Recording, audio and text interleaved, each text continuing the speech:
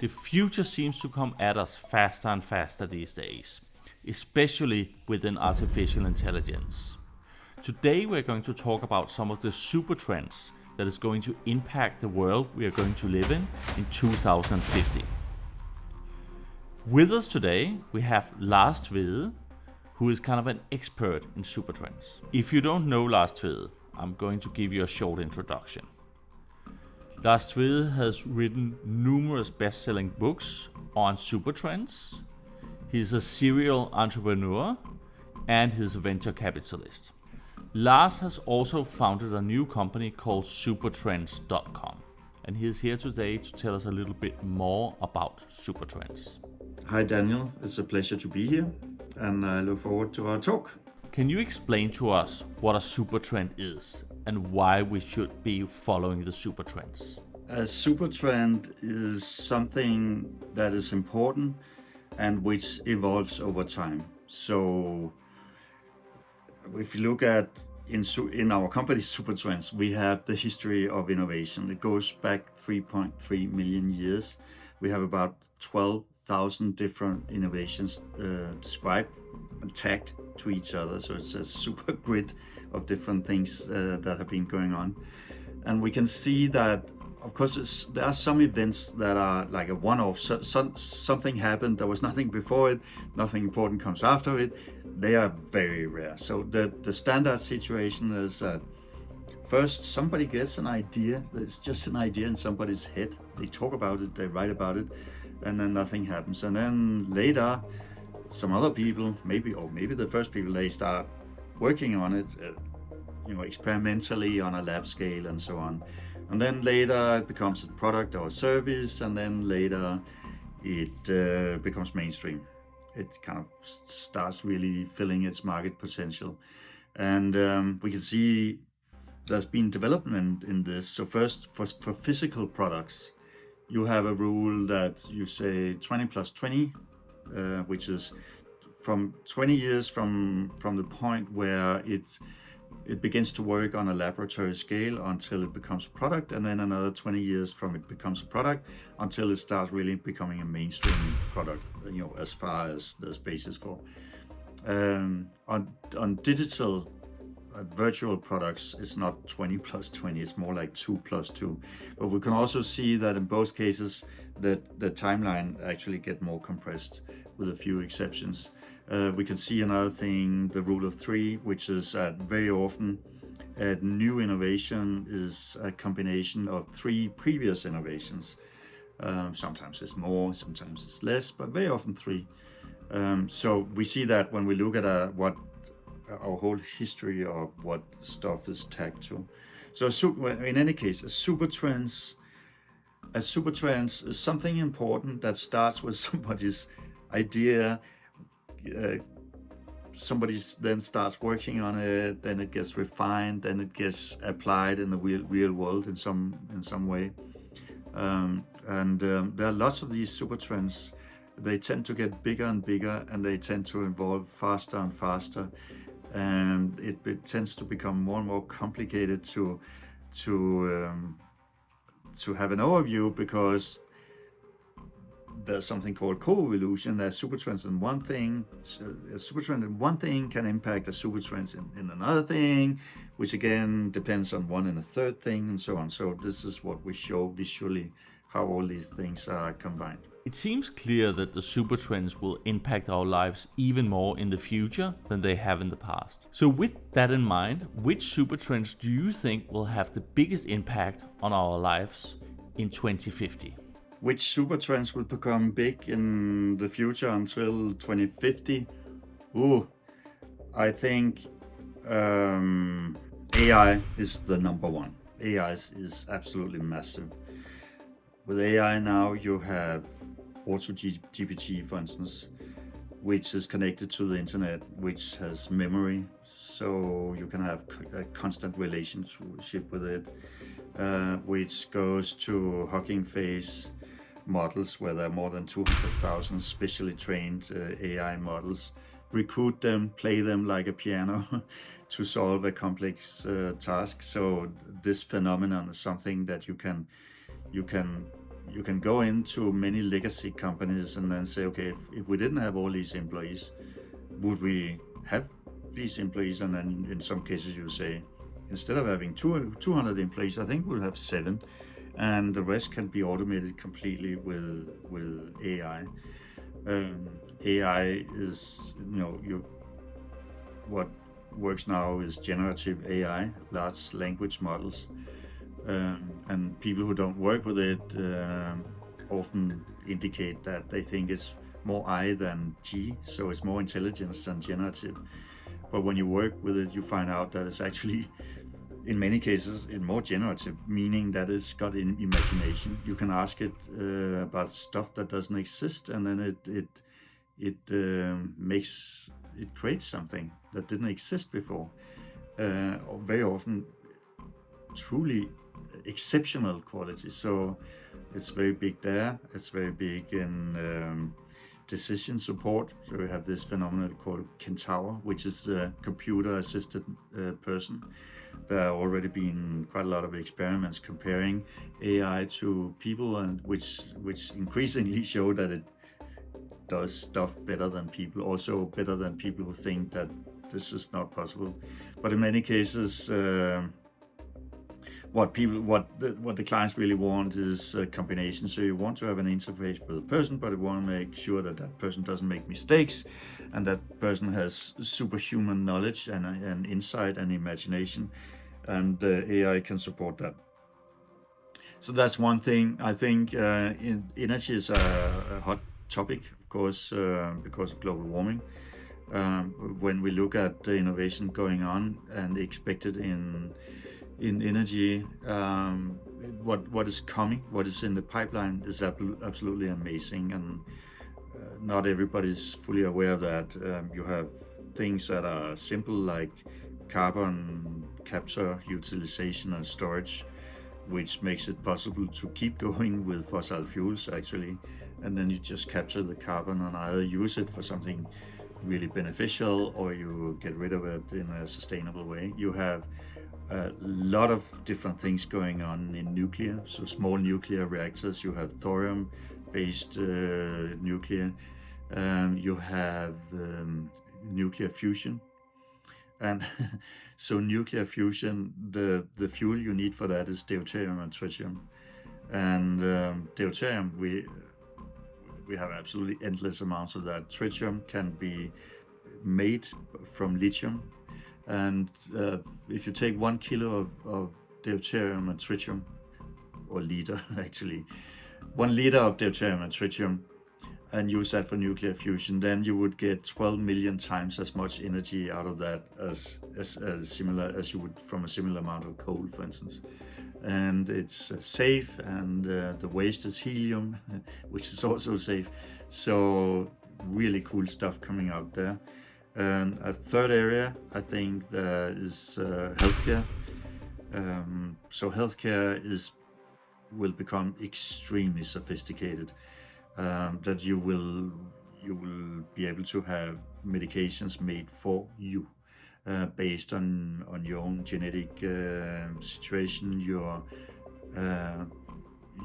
individual health situation, where you, for instance, an extreme example is that you can analyze somebody's genes and say, we can see in your genes that there are 3 different kinds of cancer that you have an elevated risk of getting at some point in your life.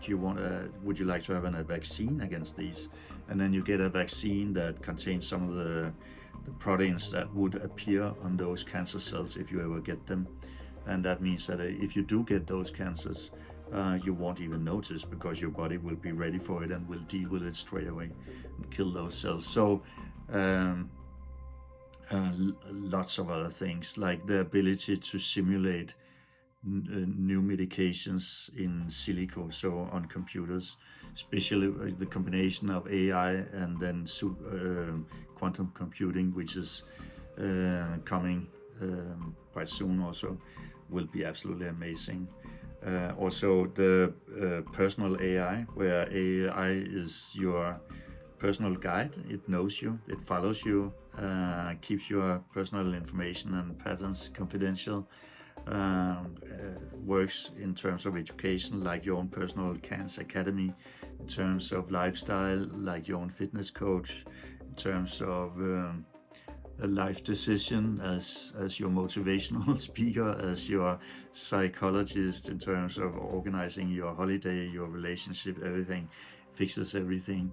And after a while also offers to take care of the hardware in your home, so turn on your robotic cleaning machines and so on. That's very big. So I would also like to add the food sector. So increasingly food will be produced in new ways, not from only plants and dead animals, but we will have precision fermentation, we will have cultured meat, we will have full meat, and other technologies, vertical farming, for instance, that have this in common, that they're very, very compact. So you can produce a lot with a little. You can feed the world by using very, very little space. And you can also make more healthy food. So something that tastes and looks like a beef, but it's more healthy than a beef. So these are some examples. Interesting. I think we're fascinated by the same super trends. So that would be artificial intelligence, energy, and healthcare. Can you imagine in 2050 having a super intelligence, having an abundance of energy that is clean and free, and at the same time that our healthcare system has developed in a way that we have a much longer lifespan and that we're healthy much longer? That truly sounds wonderful, I think. So Lars, I know that you've been interested in super trends for many years. But now you've taken it to the next step. You have created the Supertrends platform. Can you explain a little bit more about the platform? What does the platform contain? It contains an overview of what goes on in innovation right now. So that consists of statistics about different markets, and we get that from databases that have statistics that we interface into the system. Then we have database of startup companies. So this is just like the statistics. This is tagged to the sector or the technology you're interested in. Then we have news. So we have AI constantly checking news stories. So you don't need AI to check news stories, but you do need it to write summaries of them. So we check from a wide range of the most credible sources in the world, in actually around 30 different languages. Find the different stories, write summaries, and so this is a massive amount of summaries we get. So we then select which ones we think are most interesting, and then we validate them, and then we send them out, and then we tag them. So the company's statistics, the news stories, is all bound together. Then we have sector descriptions. We have descriptions of exponential laws also, and then we have a timeline of innovation, which that was actually the only original idea. All the rest has been added to it.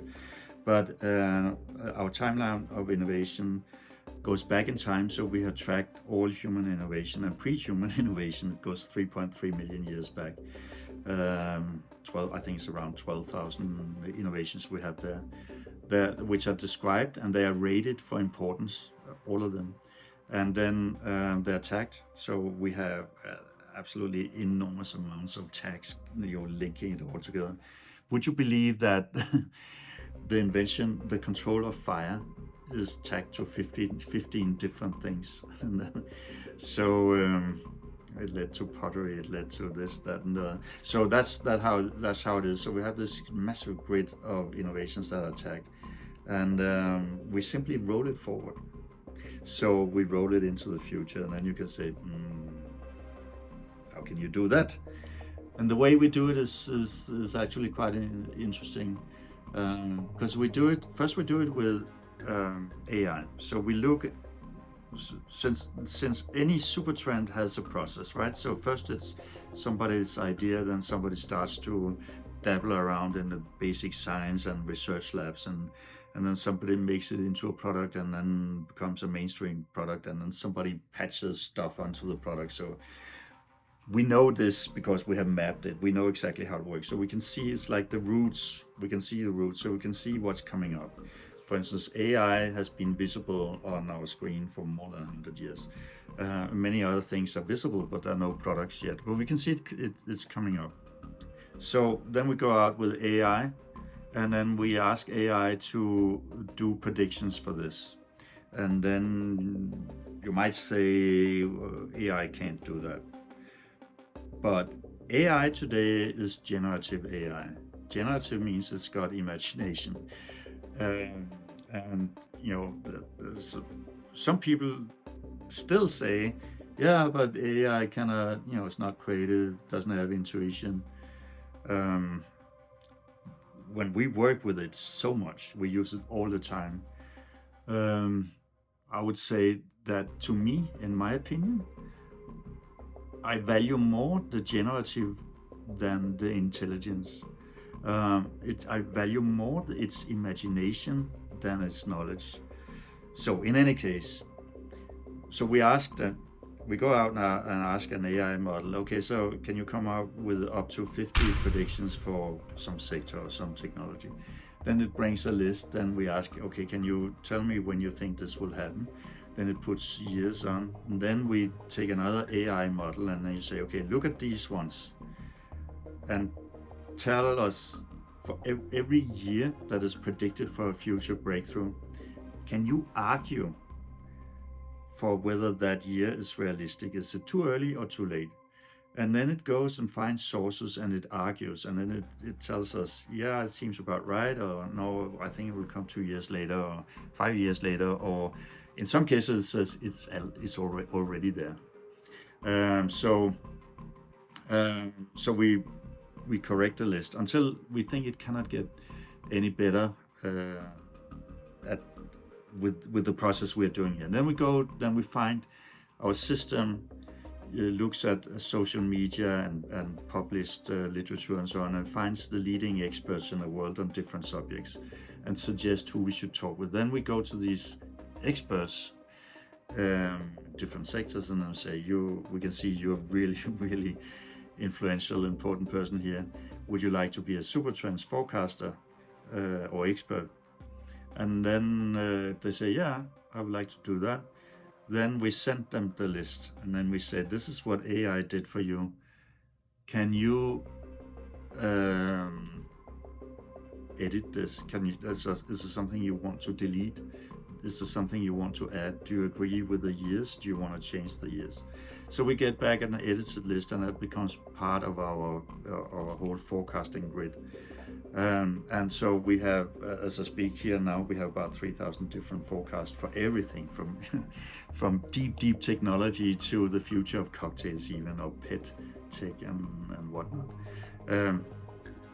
But then we do something that you do in big data also, which is that in big data you have something called synthetic data, and that is the software predicts that probably, even though it doesn't have data points for it, probably there are these data points.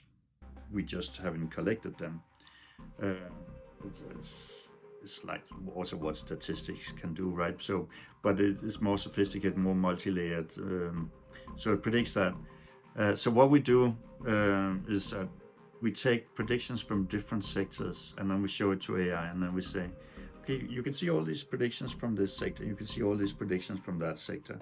Tell me, can you see any meaningful way to combine any of these predictions in ways that are not already described? And then it can.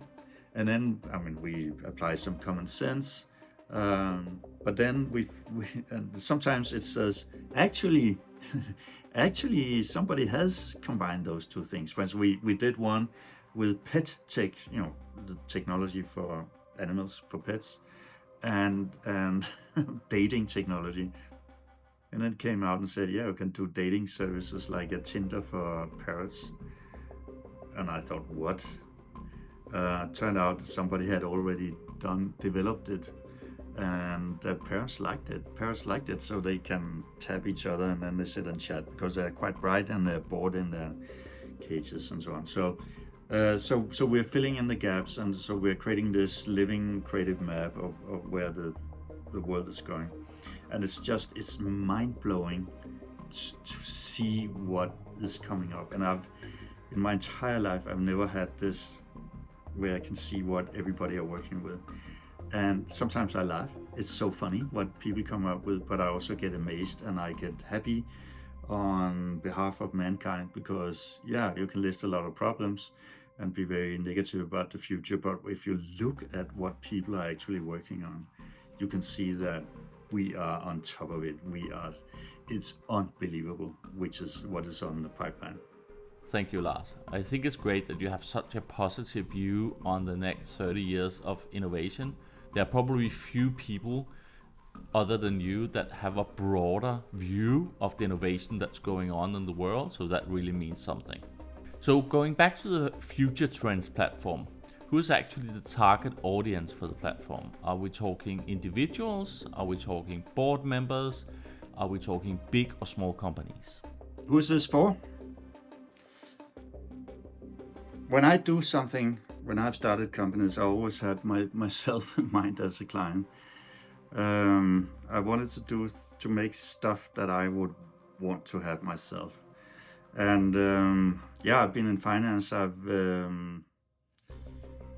started 13 companies. Some of them were financial companies. I've also been investing in private equity, venture, and so on. But in 2016, I co-founded a venture capital fund, and then I previously invested in venture capital. I read a lot of books about it, so I had some knowledge. But I was quite surprised by the amount of pitch decks you get when you have a venture capital fund. It's like drinking from a water hose. 700-800 pitch decks a year, that you have to go through. So a lot of them, somebody writes to you on LinkedIn, and you can see immediately, this is not for us, it's out of our scope, or it sounds really ridiculous and so on. But a lot of them seem to have some merit, but you don't have time to go through them all, so you just sit there like boom, boom, boom, and filter them. And I'm sure that some of the ones that we threw out very quickly, we shouldn't have thrown out because they were very interesting. And the problem was that we were not able to super quickly get an overview of what is expected to happen and what's going on right now in a sector, and what are the statistics, who else is out there, who's investing, how's the market growing, which other technologies are expected to enter this field, where will the competition come from. So we didn't have that, but I wanted to have something where I could just boom, super quickly get an overview. So this, what I'm saying here is that this is for financial people. So it's for investment banking, it's for venture capital, it's for private equity, it's for family funds, it's for institutional investors, anybody who needs to very quickly get an overview of what's going on in technology. But the financial sector is just one element. Then there's consulting. People who go out and do consulting for companies, they need to know more. They need to have more range, to have better understanding of broad spectrum of stuff, and we can help them with that. Then, of course, it's for any company that needs to be on top of some technology, and I would argue that almost any growth company is in that position, so that you can get quick, snackable information about that. Then it's for education, the whole education sector for students who need to do project work, who need to choose what to focus on in their future. Hopefully also students who wants to do startup projects during their study time. It will be super helpful for them, which also is a way of saying that it's very good for entrepreneurs. And then for the public sector, which needs to know how to allocate resources and which technologies will be available, will be disruptive, do we need to have people educate themselves for, etc. Finally, I would say media. We already engaged with media. We have a client which is a big media company. We do radio and podcast products for them. We have various requests about other things. Also about making Supertrends learning labs where people can come in and get sessions where they have really beautiful, inspiring, intriguing session where they develop missions and strategies for their own companies using Supertrends presentation technique and Supertrends data for it. So a lot. So in other words, the Supertrends platform can benefit everybody. And I guess that makes sense because we all want to position ourselves correctly for the future. Lars, can you explain in what way is the Supertrends platform different and adds more value than just Googling or going to ChatGPT to research these topics? It's a good question whether you can just Google or use AI to find your answers. So why do you need anything else?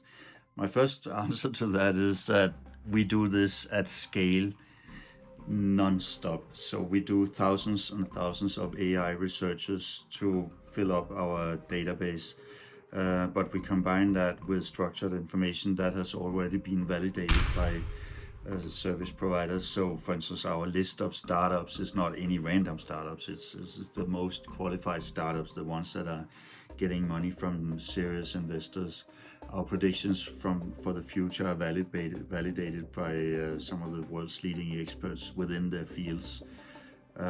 News stories are picked up from top publications that are really serious, which have a verification and editing process and so on.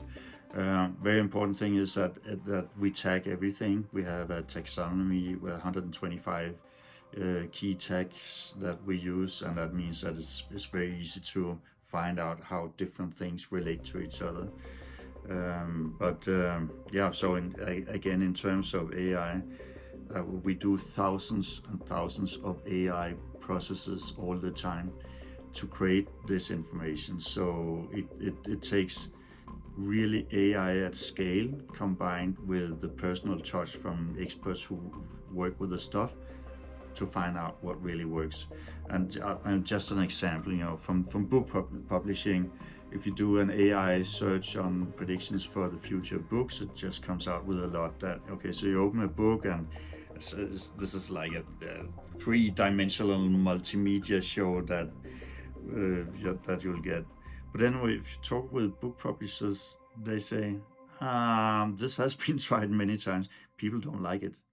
So they don't like it probably because they like when there's something with the brain that when you just read a text, you have in your imagination works and builds pictures. And so you don't want to have a multimedia show because you are creating a multimedia show in your brain. Watching television, which is a multimedia show, is a different thing. But this is what a book is. And then they say, when it comes to non-fiction books, it will probably be 95% done by AI. The number of titles will actually completely explode. The number of books will completely explode. But when it comes to fiction, it will be like the Swiss watches, mechanical, old-fashioned. You will have a person as an editor, not a computer. This will be people talking with each other. It's a completely different culture. So this is the color that we put on it when we talk with the people who actually work on it. And then it's the sum of all of it that we can see everything that goes on in every sector, in every technology, and we can see how things are getting combined, and we can also poke them and say, we can see that what they are doing here can be combined with what you're doing there. Have you thought about that? And this is not something you get from Google or AI. This is something that the system does. And it's quite complicated machinery behind it that makes it possible. Thanks, Lars. I can definitely see how the platform adds a lot more value than just Googling or using a tool like ChatGPT. Lars, can you explain to us how can a company actually use the platform when they're forming the strategy? So when it comes to the decision process, the strategy process that this can be used for, I have to come with my own view on these things from working with so many organizations. So let's start with the process you have with a board. So the very traditional process is, okay, there's a quarterly board meeting or whatever, and sometimes before that, the board members each receive a board package that they have to read, and then they come and then they get a presentation from management, and then they comment on the board package and make some decisions. But I like much more a fluent, ongoing process where board members, actually I like to have, that you chat online. You make a chat forum with the board and you chat all the time about thoughts you have. And so that when the board members arrive at a board meeting, if it's not online, then they actually don't need a management presentation, because they know what's happening in the company from the ongoing process. And I like to have the same regarding discussions of what's going on in the world, that this is not something you get from a big report that somebody makes, and then you get this enormous PDF that you have to read. No, it's something that you get all the time, every day, in snackable doses. You get a little alert that there's a new predictions for your sector. You get information about the startup in your sector just got some new funding. You hear that there's a new technology breakthrough and so on. And on the system, on the Supertrends system, you can indicate what you want to follow. So there's a lot of subjects, but we recommend that you do it a little bit broad, because very often what's interesting and can be unique to you is to find some combination between what you do and what somebody who are not formally in your sector are doing, but which can be applied in your sector. AI, 3D printing, new financial processes, whatever. So it's when you see these unique combinations that are a little bit far out, that's where you find the really good ideas. You also find the threats, what can destroy your company if you have this broader view. So this is what we support, and if you ask, is this nice to have or need to have? Ooh, I mean, in my opinion, I think you need to know stuff. In the sense, you need to be fluent. You need to speak future.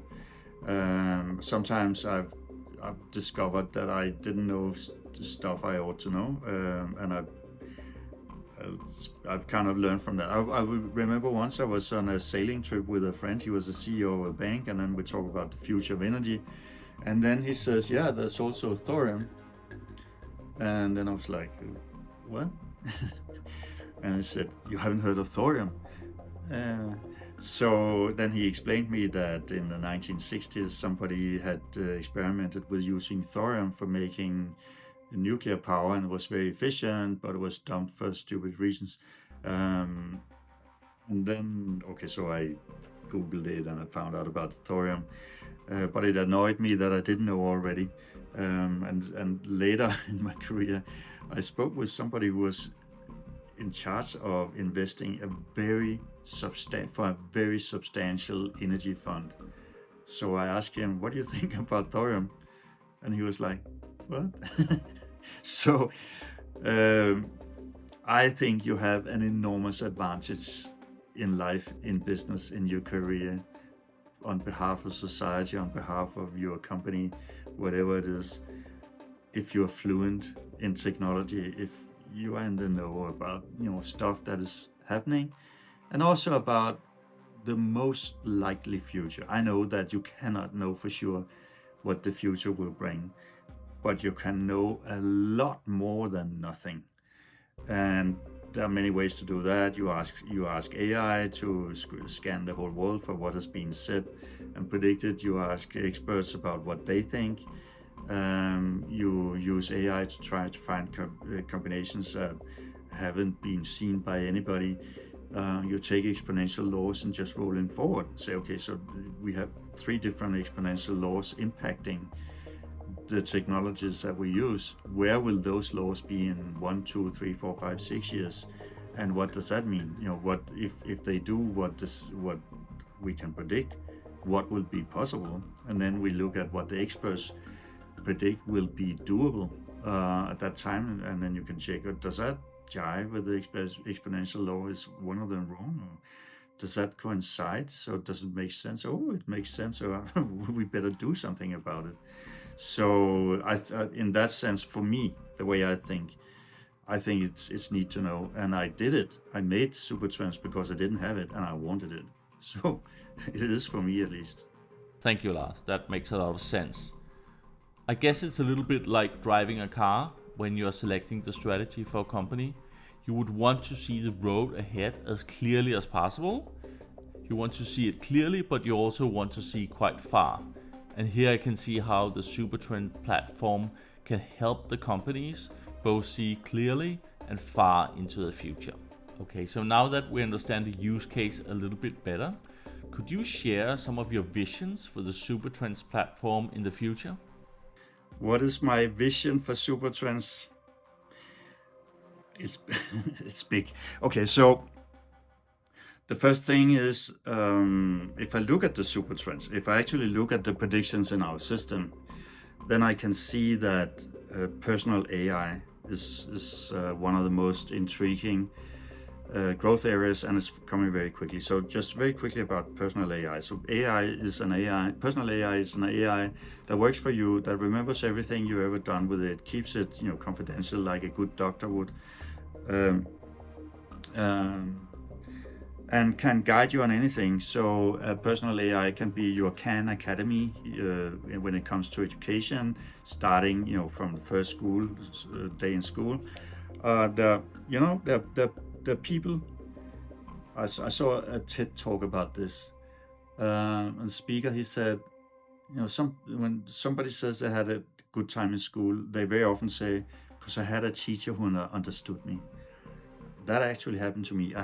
We had a general class teacher for many years who understood me. And so a person who understands you and builds you up, if you're lucky with your family, your parents, you have somebody who understands you and builds you up, same as you can build other people up. So a personal AI should be able to do that in terms of, for instance, that if you're struggling with something when you learn, can do like Khan Academy and explain to you, this is how it works and you have to do this. And now I understand what you're not getting. Let me explain that one more time for you in a different way, and so on. So it can do that. It can help you with health. It can be your psychologist, and positive psychology. It can be your coach. It can do practical stuff for you, and pretty soon it can also help you with the hardware in your home. If you've got robots like a robot vacuum cleaner or lawnmower, it can handle that, and it can use a computer without any particular training. It knows how. It's completely adept with using a PC. Not your PC, I assume, but it has access to complete computing power, and so you can wake up and say, you know what, can you write a book in my name about how to bring up Arab racing horses? I would like to have it finished by noon, and find out if any of my friends are in Mallorca and tell me why I'm getting fat even though I'm doing so much exercise. And then it'll do that, all of those things.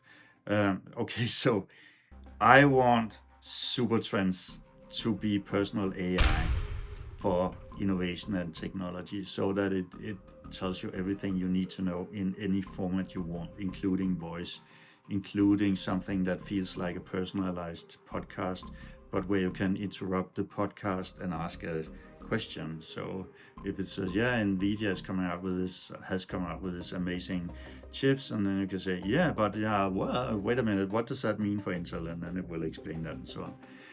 So this kind of thing. So that's one thing that I would like to see, that we get better and better at. And then the second thing is in Supertrends Learning Labs. So we have a process with some different organizations to set up whole rooms where the walls are all screens, and you have this absolutely mind-blowing presentation of what the future will be, and then you can sit interactive, individually with screens, and then you go through strategy processes like you've never seen before. And we have done it, run it in beta, but it'll still take a while before we really think that it blows your socks off. And then third area is media. So we already have some media activity, but we can use AI to produce insanely great media about the future, stuff you've never seen before, and at very low cost on top. So yeah, those are 3 areas that really I look forward to see the company deliver. It sounds like the platform can become both the perfect mentor and assistant at the same time. Thank you, Lars. I guess a lot of people are curious on how they can get access to the platform and also what the pricing is going to look like. Can you share a bit? How you get the system? You sign up on our site with a credit card, and then you could get a subscription for 30 euros a month. And you can get an alternative subscription which has a lot of additional analytical features, and that's 120 euros per month. And if you want 5 of these, so corporate pack for 5, then it costs 400 in total per month. So there's a discount there. And then finally, we have an enterprise solution where people can get, company or an organization can get their own private label branding on and insert their own information and have it for thousands and thousands of users. And this is something, of course, we need to discuss every time. So that's how. Thanks so much for coming, Lars. It's been a true pleasure to speak with you about Supertrends. If you're interested in future trends and also hearing more about the Supertrends platform, stay tuned to this channel. There will be lots more content about future trends and the platform as well. If you're curious about how to get access to the platform, you can look in the description of the video, or you can contact me for more details. If you like this content, please remember to subscribe to the channel. I hope to see you in the near future.